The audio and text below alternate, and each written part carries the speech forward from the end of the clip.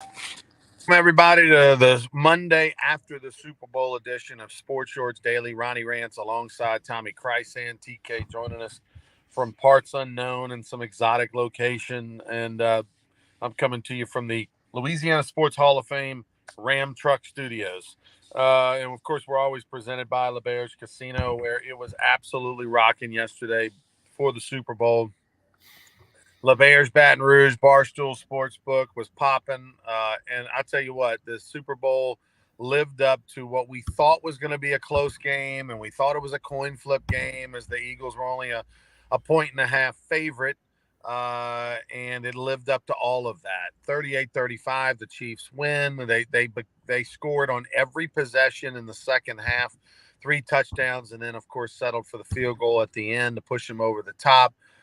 Patrick Mahomes, if you didn't think he was already the best player in the NFL, now you know. This guy with the high ankle sprain wins and limps through an AFC championship. Looks like he might even be out for in the second half. He gets hurt right with 2 minutes to go in the first half. You see him limp off the field, grimacing in tremendous pain. And he comes back in the second half and was absolutely spectacular. And you hate you feel for the Eagles and Jalen Hurts, who could not have played any better. Had over 450 yards of total offense, bunch of touchdowns. I mean, he was sensational in his first ever Super Bowl. But Patrick Mahomes is the new Tom Brady, and he's only 26 or 7 years old, which is crazy. And he wins another title in Phoenix. Tommy Krysan watched the game over at the beach. What was the atmosphere like where you were? Well, we had a nice party, a lot of great food, a lot of good whiskey, and we watched the game, and the ebb and flow of the whole thing. And whether even if you didn't bet the game, you really had no caring interest in who won. It was one hell of a football game. I mean, you had a lot of storylines. The time of possession in the first half, Mahomes hurting that ankle. You got the long halftime. Is he going to be okay second half?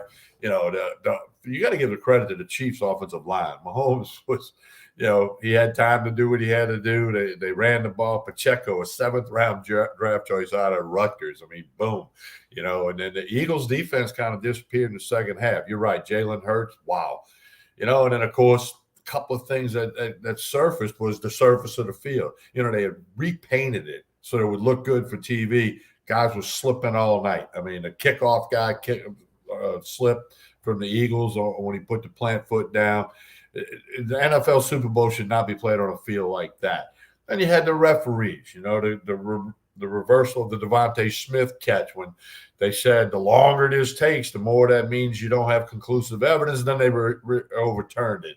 Then the pass interference, a lot of people's hair on fire about that. The defensive back said he tugged him. He pulled him with his right hand, no question.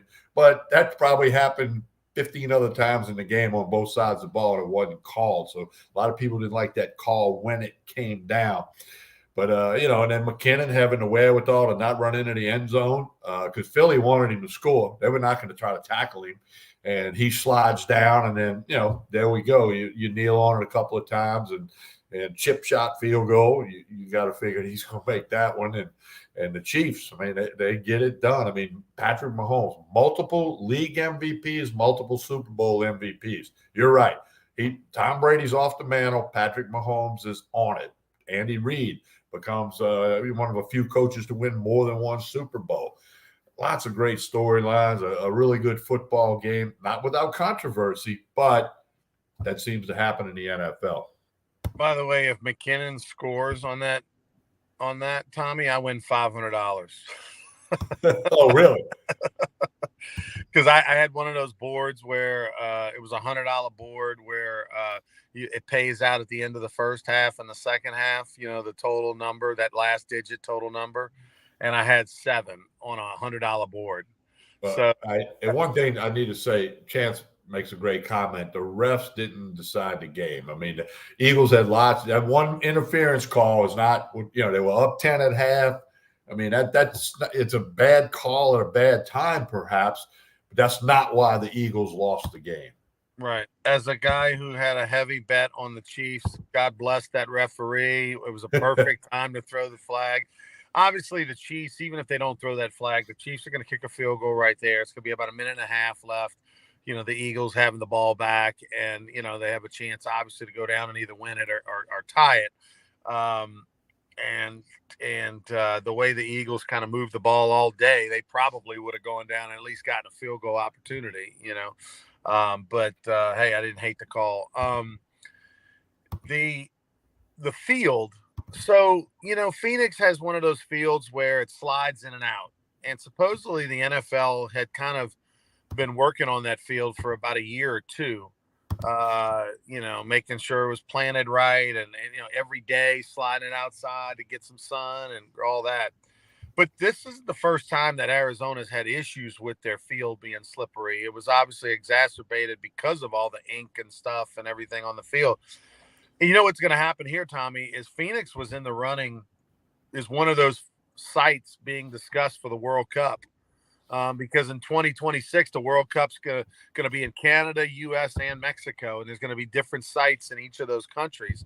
And Arizona, I mean, a large Mexican-American population, tremendous interest in soccer and everything, and obviously the weather and everything like that.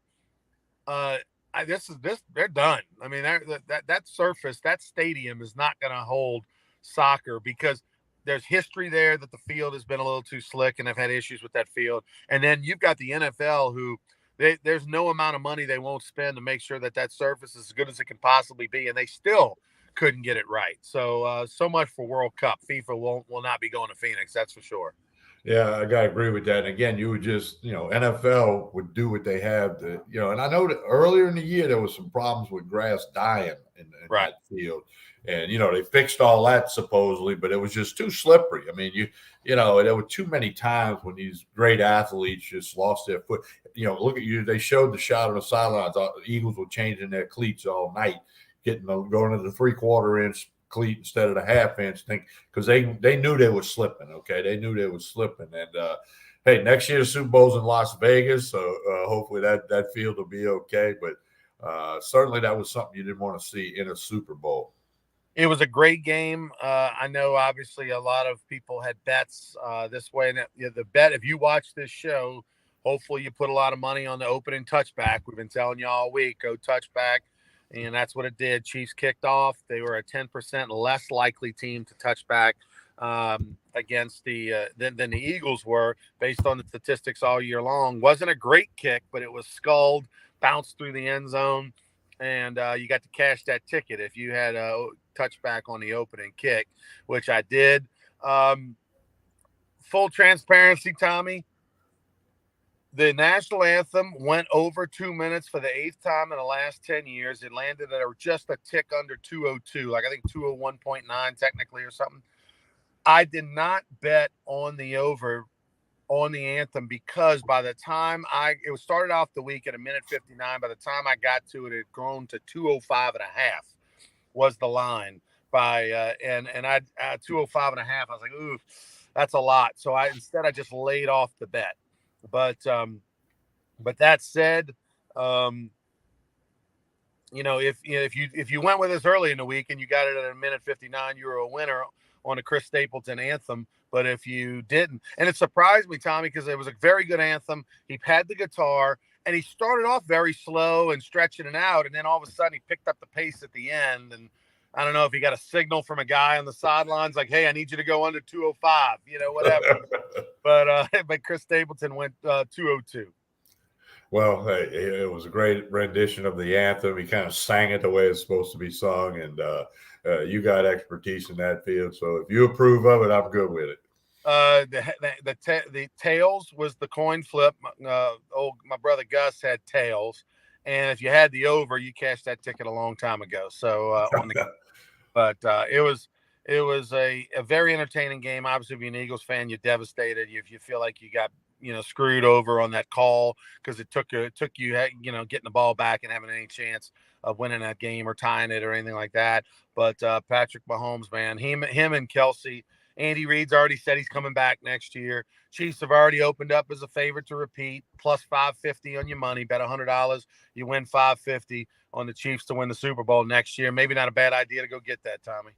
Yeah, they're there, and They're on the top of the mountain right now, and I said it on Sports Shorts Daily last week. I said it on Sports Shorts Radio Saturday. I'd heard a quote during the week that defense wins championships, quarterbacks win Super Bowls, and that kind of played out to what I said that on the radio in Monroe with Aaron and Jake on the morning drive show, and that was kind of my thing once I heard that quote. Of course, I had several bets on the Chiefs, so it was all good.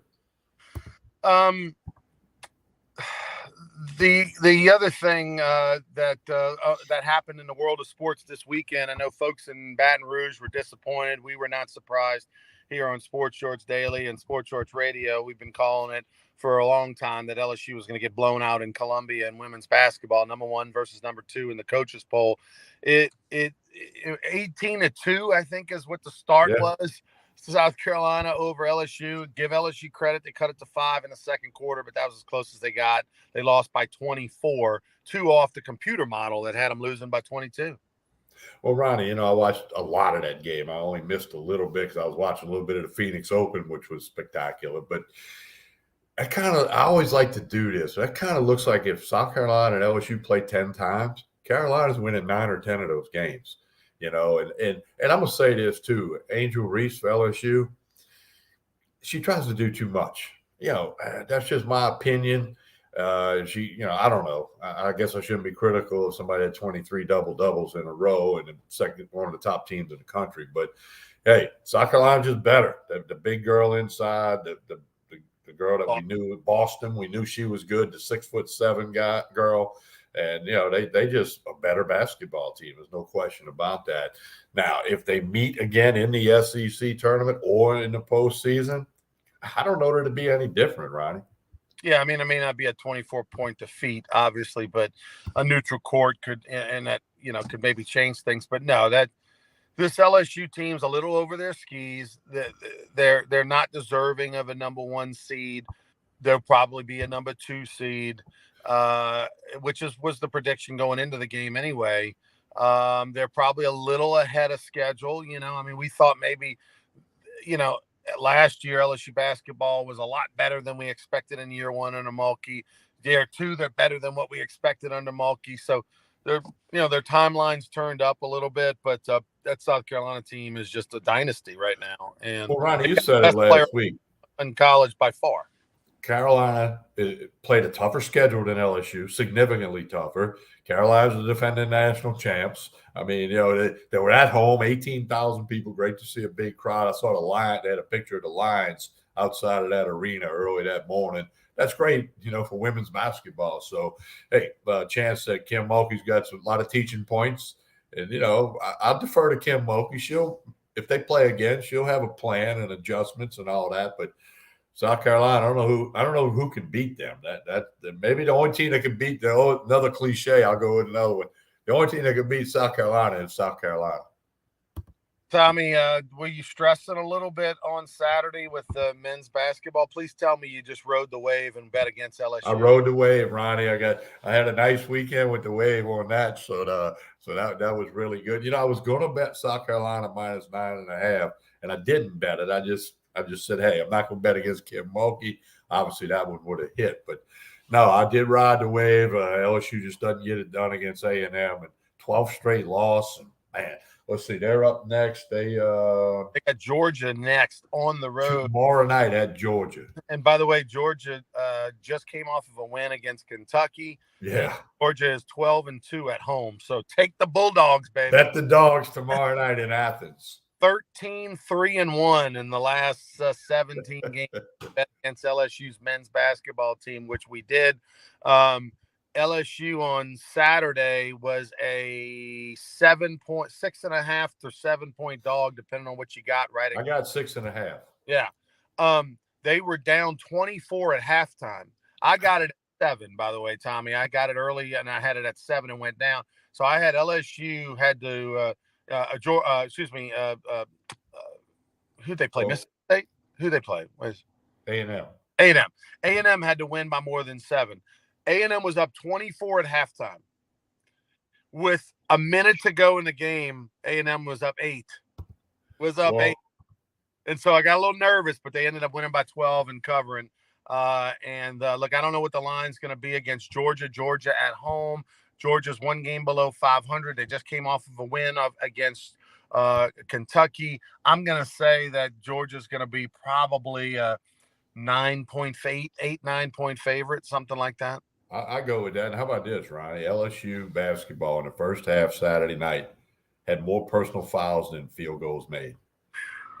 Okay, I'm guessing that happens somewhere else in this world of college basketball, somewhere like maybe in North Dakota or Western Illinois or somewhere. 41-17. They were losing. Well, when you have more personal fouls than made field goals, you're not a good team. You're not a good team. At home, the high school game ended 4-2 the other day, in the 4-2 because there's no shot clock.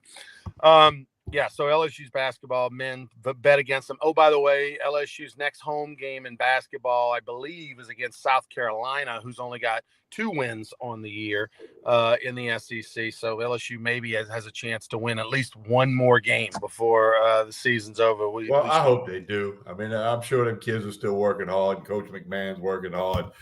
But, man, it'll be tough.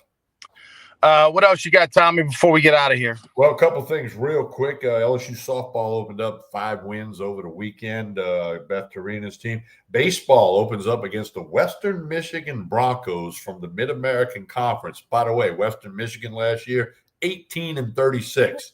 So we're looking for a sweep for LSU. That's Friday, 6:30, Saturday, 1:30, Sunday, 12:30. Out at the box, obviously. Derek Carr vetoes a trade from the Raiders to the Saints. They said he had a great visit in New Orleans. The New Orleans media is kind of split. Some of them saying if the Raiders cut him, he might do the free agent thing with the Saints. Someone saying, hey, if he vetoed the trade, it means he doesn't like New Orleans or the coaching staff or the offense or something. So we'll have to let that see. But he did veto that trade. And the Pelicans are at the Thunder tonight. Thunder are a 3-point favorite. And no Zion for a couple of weeks. He's re-injured himself. So Gee, come on, Zion, really. All right, Tommy, I'll let you pump Court Street. Well, he's on the way out. I got to run. I got a call coming in. I got to take. I'll talk to you guys later. All right, and don't forget, we'll have Wednesday Sports Shorts Daily at Court Street Cafe in Port Allen. We'll be out at Court Street Cafe in Port Allen on Wednesday, 9:30 for Sports Shorts Daily. And then on Friday, we'll be at Tremonti's Meat and Seafood, where they got boiled crawfish, live crawfish now, getting you ready going forward. Not open today. Tremonti's be open tomorrow with all the lunch specials every day. And they do have crawfish, and they can do catering at Tremonti's Meat and Seafood. So I want you to check that out. Of course, as always, we're brought to you by the LeBaris Casino and Hotel in Baton Rouge with the Barstool Sportsbook. And don't forget to get your Rougarou tickets. It was announced Friday. Rooster Southall, he's back as the head coach of the Baton Rouge Rougarou. Good partner of mine, baseball guy through and through. Rooster Southall, your head coach of the Baton Rouge Rougarou. Go get your tickets at brrougarou.com, brrougarou.com. All right, on behalf of Ronnie Rance, appreciate all the comments today. Like and share this video. That's very important. That helps us. It helps our sponsors. Please like and share this video when you have a chance. And as always, we appreciate the LeBaris Casino and Hotel in Baton Rouge, Barstool Sportsbook. Court Street Cafe in Port Allen Wednesday. Tremonti's Meat and Seafood Friday. From Gulf Shores, Alabama, I'm Tommy Christan. Have a great day, everyone.